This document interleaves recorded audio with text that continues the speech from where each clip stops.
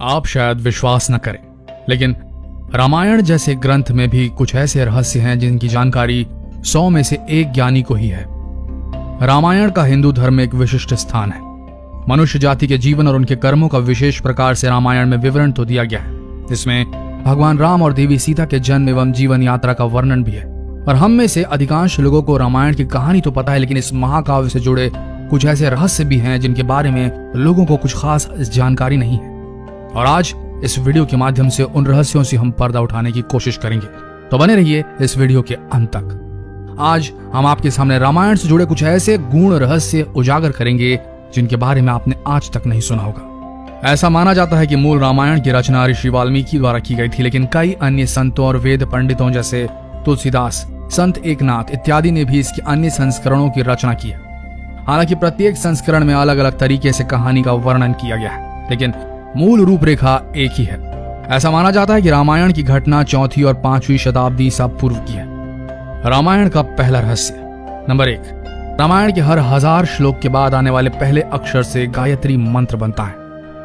गायत्री मंत्र में 24 अक्षर होते हैं और वाल्मीकि रामायण में 24,000 श्लोक हैं। रामायण के हर 1000 श्लोक के बाद आने वाले पहले अक्षर से गायत्री मंत्र बनता है। यह राज शायद आप नहीं जानते होंगे। यह मंत्र इस पवित्र महाकाव्य का सार है। गायत्री मंत्र को सर्वप्रथम ऋग्वेद में उल्लेखित किया गया है। रहस्य नंबर 2, राम और उनके भाइयों के अलावा राजा दशरथ की एक पुत्री के भी पिता थे। श्री राम के माता पिता एवं भाइयों के बारे में तो प्रायः सभी जानते हैं, लेकिन बहुत कम लोगों को यह मालूम है कि राम की एक बहन भी थी जिनका नाम शांता था। वह आयु में चारों भाइयों से काफी बड़ी थी। उनकी माता कौशल्या थी। ऐसी मान्यता है कि एक बार अंग देश के राजा रोमपद और उनकी रानी वर्षिणी अयोध्या आए। उनको कोई संतान नहीं थी। बातचीत के दौरान राजा दशरथ को जब यह बात मालूम हुई तो उन्होंने कहा, मैं अपनी बेटी शांता आपको संतान के रूप में दूंगा। यह सुनकर रोमपद और वर्षिणी बहुत खुश हुए। उन्होंने बहुत स्नेह से उसका पालन पोषण किया और माता पिता के सभी कर्तव्य निभाए। एक दिन राजा रोमपद अपनी पुत्री से बातें कर रहे थे। उसी समय द्वार पर एक ब्राह्मण आए और उन्होंने राजा से प्रार्थना की कि वर्षा के दिनों में वे खेतों की जुताई में राज दरबार की ओर से मदद प्रदान करें। राजा को यह सुनाई नहीं दिया और वे पुत्री के साथ बातचीत करते रहे। द्वार पर आए नागरिक की याचना न सुनने से ब्राह्मण को दुख हुआ और वे राजा रोमपद का राज्य छोड़कर चले गए। वह ब्राह्मण इंद्र के भक्त थे। अपने भक्त की ऐसी अनदेखी पर इंद्रदेव राजा रोमपद पर क्रुद्ध हुए और उन्होंने उनके राज्य में पर्याप्त वर्षा नहीं की। इससे खेतों में खड़ी फसलें मुरझाने लगी। इस संकट की घड़ी में राजा रोमपद ऋषि श्रृंग ऋषि के पास गए और उनसे उपाय पूछा। ऋषि ने बताया कि वे इंद्रदेव को प्रसन्न करने के लिए यज्ञ करें। ऋषि ने यज्ञ किया और खेत खलिहान पानी से भर गए। इसके बाद ऋषि श्रृंग ऋषि का विवाह शांता से हो गया और वे सुखपूर्वक रहने लगे। बाद में ऋषि श्रृंग ने ही दशरथ के पुत्र कामना के लिए पुत्र कामेष्ठी यज्ञ करवाया था। जिस स्थान पर उन्होंने ये यज्ञ करवाया था वह अयोध्या से लगभग 39 किलोमीटर पूर्व में था और वहां आज भी उनका आश्रम है और उनकी तथा उनकी पत्नी की समाधियां भी है। रहस्य नंबर 3, राम विष्णु के अवतार है, लेकिन उनके अन्य भाई किसके अवतार थे? राम को भगवान विष्णु का अवतार माना जाता है, लेकिन आपको पता है कि उनके अन्य भाई किसके अवतार थे? शायद नहीं। लक्ष्मण को शेषनाग का अवतार माना जाता है, जो क्षीर सागर में भगवान विष्णु का आसन है, जबकि भरत और शत्रुघ्न को क्रमशः भगवान विष्णु द्वारा हाथों में धारण किए गए सुदर्शन चक्र और शंख शैल का अवतार माना जाता है। नंबर 4, सीता स्वयंवर में प्रयुक्त भगवान शिव के धनुष का नाम। हम में से अधिकांश लोगों को पता है कि राम का सीता से विवाह एक स्वयंवर के माध्यम से हुआ था। उस स्वयंवर के लिए भगवान शिव के धनुष का इस्तेमाल किया गया था, जिस पर सभी राजकुमारों को प्रत्यंचा चढ़ानी थी। लेकिन बहुत कम लोगों को पता होगा कि भगवान शिव के उस धनुष का नाम पिनाक था। रहस्य नंबर 5, लक्ष्मण को गूढ़ाकेश के नाम से भी जाना जाता है। ऐसा माना जाता है कि वनवास के 14 वर्षों के दौरान अपने भाई और भाभी की रक्षा करने के उद्देश्य से लक्ष्मण कभी सोते नहीं थे। इसके कारण उन्हें गूढ़ाकोश के नाम से भी जाना जाता है। वनवास की पहली रात को जब राम और सीता सो रहे थे तो निंद्रा देवी लक्ष्मण के सामने प्रकट हुई। उस समय लक्ष्मण ने निंद्रा देवी से अनुरोध किया कि उन्हें ऐसा वरदान दे कि वनवास के 14 वर्षों के दौरान उन्हें नींद न आए और वो अपने प्रिय भाई और भाभी की रक्षा कर सके। निद्रा देवी की इस बात पर प्रसन्न होकर बोली कि अगर कोई तुम्हारे बदले 14 वर्षों तक सोए तो तुम्हें यह वरदान प्राप्त हो सकता है। इसके बाद लक्ष्मण की सलाह पर निद्रा देवी लक्ष्मण की पत्नी और सीता की बहन उर्मिला के पास पहुंची। उर्मिला ने लक्ष्मण के बदले सोना स्वीकार कर लिया और पूरे 14 वर्षों तक सोती रही। रहस्य नंबर 6, उस जंगल का नाम जहां राम, लक्ष्मण और सीता वनवास के दौरान रुके थे। रामायण महाकाव्य की कहानी के बारे में हम सभी जानते हैं कि राम और सीता लक्ष्मण के साथ 14 वर्षों के लिए वनवास गए थे और राक्षसों के राजा रावण को हराकर वापस अपने राज्य लौटे थे। हम में से अधिकांश लोगों को पता है कि राम, लक्ष्मण और सीता ने कई साल वन में बिताए थे, लेकिन कुछ ही लोगों को उस वन के नाम की जानकारी होगी। उस वन का नाम दंडकारण्य था, जिसमें राम, सीता और लक्ष्मण ने अपना वनवास बिताया था। ये वन लगभग 35,600 वर्ग मील में फैला हुआ था, जिसमें वर्तमान छत्तीसगढ़, उड़ीसा, महाराष्ट्र और आंध्र प्रदेश के कुछ हिस्से शामिल थे। उस समय यह वन सबसे भयंकर राक्षसों का घर माना जाता था, इसलिए उसका नाम दंडकारण्य था, जहां दंड का अर्थ सजा देना और आरण्य का अर्थ वन है। रहस्य नंबर 7, लक्ष्मण रेखा प्रकरण का वर्णन वाल्मीकि रामायण में नहीं है। पूरे रामायण की कहानी में सबसे पेचीदा प्रकरण लक्ष्मण रेखा प्रकरण है, जिसमें लक्ष्मण वन में अपनी झोपड़ी के चारों ओर एक रेखा खींचते हैं। जब सीता के अनुरोध पर राम हिरण को पकड़ने और मारने की कोशिश करते हैं तो वह हिरण राक्षस मारीच का रूप ले लेता है।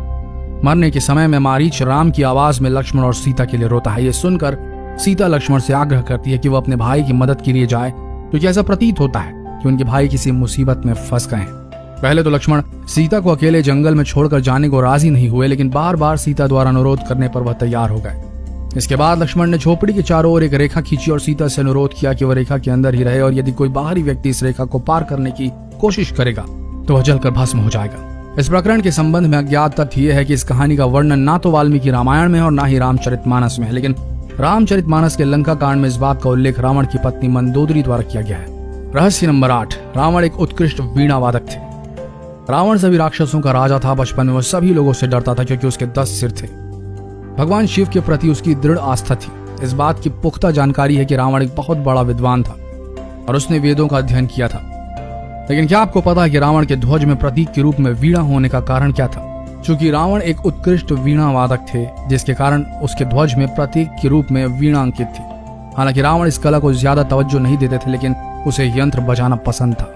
रहस्य नंबर 9, इंद्र के ईर्ष्यालु होने के कारण कुंभकर्ण को सोने का वरदान प्राप्त हुआ था। रामायण में एक दिलचस्प कहानी हमेशा सोने वाले कुंभकर्ण की है। कुंभकर्ण रावण का छोटा भाई था, जिसका शरीर बहुत ही विकराल था। इसके अलावा वह पेटू था, बहुत अधिक खाने वाला भी था। रामायण में वर्णित है कि कुंभकर्ण लगातार 6 महीनों तक सोता रहता था और फिर सिर्फ एक दिन खाने के लिए उठता था और पुनः 6 महीनों तक सोता रहता था। लेकिन क्या आपको पता है कि कुंभकर्ण को सोने की आदत कैसे लगी थी? एक बार एक यज्ञ की समाप्ति पर प्रजापति ब्रह्मा कुंभकर्ण के सामने प्रकट हुए और उन्होंने कुंभकर्ण से वरदान मांगने को कहा। इंद्र को इस बात का डर लगा था कि कहीं कुंभकर्ण वरदान में इंद्रासन न मांग लिया था। उन्होंने देवी सरस्वती से अनुरोध किया कि वह कुंभकर्ण की जिह्वा पर बैठ जाए, जिससे वह इंद्रासन के बदले निंद्रासन मांग ले। इस प्रकार इंद्र की ईर्ष्या की वजह से कुंभकर्ण को सोने का वरदान प्राप्त हुआ था।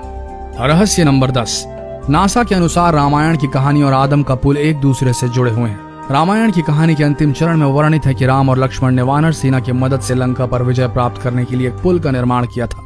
ऐसा माना जाता है कि यह कहानी लगभग 17,50,000 साल पहले की है।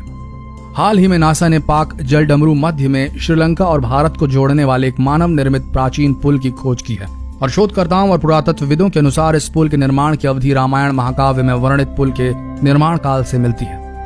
नासा के उपग्रहों द्वारा खोजे गए इस पुल को आदम का पुल कहा जाता है और इसकी लंबाई लगभग 30 किलोमीटर है। रहस्य नंबर 11, रावण को पता था कि वह राम के हाथों मारा जाएगा। रामायण की पूरी कहानी पढ़ने के बाद हमें पता चलता है कि रावण एक क्रूर और सबसे विकराल राक्षस था, जिसे सभी लोग घृणा करते थे। जब रावण के भाइयों ने सीता के अपहरण की वजह से राम के हमले के बारे में सुना तो अपने भाई को आत्मसमर्पण करने की सलाह दी थी। ये सुनकर रावण ने आत्मसमर्पण करने से इनकार कर दिया और राम के हाथों मरकर मोक्ष पाने की इच्छा प्रकट की। उसने कहा कि अगर राम और लक्ष्मण 2 सामान्य इंसान हैं तो सीता मेरे पास ही रहेगी, क्योंकि मैं आसानी से उन दोनों को परास्त कर दूंगा, और यदि वे देवता हैं तो मैं उन दोनों के हाथों मरकर मोक्ष प्राप्त करूंगा। रहस्य नंबर 12, आखिर क्यों राम ने लक्ष्मण को मृत्यु दंड दिया?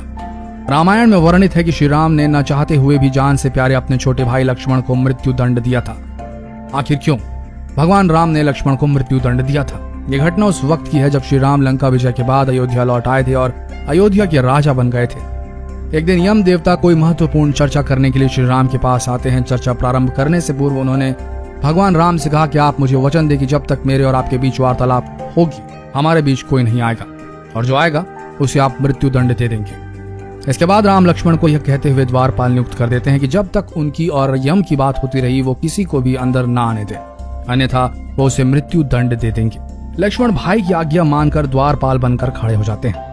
लक्ष्मण को द्वारपाल बने कुछ ही समय बीतने के बाद वहां पर ऋषि दुर्वासा का आगमन होता है। जब दुर्वासा ने लक्ष्मण से अपने आगमन के बारे में राम को जानकारी देने के लिए कहा तो लक्ष्मण ने विनम्रता के साथ मना कर दिया। इस पर दुर्वासा क्रोधित हो गए तथा उन्होंने संपूर्ण अयोध्या को श्राप देने की बात कही। लक्ष्मण ने शीघ्र ही निश्चय कर लिया कि उनको स्वयं का बलिदान देना होगा ताकि वो नगरवासियों को ऋषि के श्राप से बचा सके। और उन्होंने भीतर जाकर ऋषि दुर्वासा के आगमन की सूचना दी। अब श्री राम दुविधा में पड़ गए, क्योंकि उन्हें अपने वचन के अनुसार लक्ष्मण को मृत्यु दंड देना था।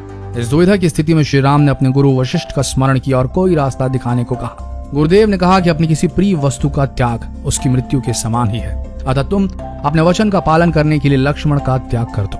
लेकिन जैसे ही लक्ष्मण ने सुना तो उन्होंने राम से कहा कि आप भूल कर भी मेरा त्याग नहीं करना, आपसे दूर रहने से तो अच्छा है कि मैं आपके वचन का पालन करते हुए मृत्यु को गले लगा लूं। ऐसा कहकर लक्ष्मण ने जल समाधि ले ली। रहस्य नंबर 13, राम ने सरयू नदी में डुबकी लगाकर पृथ्वी लोक का परित्याग किया था। ऐसा माना जाता है कि जब सीता ने पृथ्वी के अंदर समाहित होकर अपने शरीर का परित्याग कर दिया तो उसके बाद राम ने सरयू नदी में जल समाधि लेकर पृथ्वी लोक का परित्याग किया था। तो दोस्तों, ये थी वो महत्वपूर्ण बातें जो शायद आप में से बहुतों को नहीं मालूम होगी। आशा करते हैं वीडियो आप सबको कुछ नया ज्ञान देने में सफल हुआ होगा। तो हो सके तो इस ज्ञान को अपने तक सीमित न रखें, अपने फ्रेंड्स, फैमिली, रिलेटिव्स में इस वीडियो को शेयर करना ना भूलें, क्योंकि बाकी सब तो आप शेयर करते ही रहते हैं। थोड़ा सा ज्ञान शेयर कर देंगे तो भला होगा। मिलते हैं अगले दिलचस्प वीडियो में, तब तक के लिए बने रहिए हमारे इस पेज शिव पुराण के साथ। अभी फॉलो कीजिए। धन्यवाद।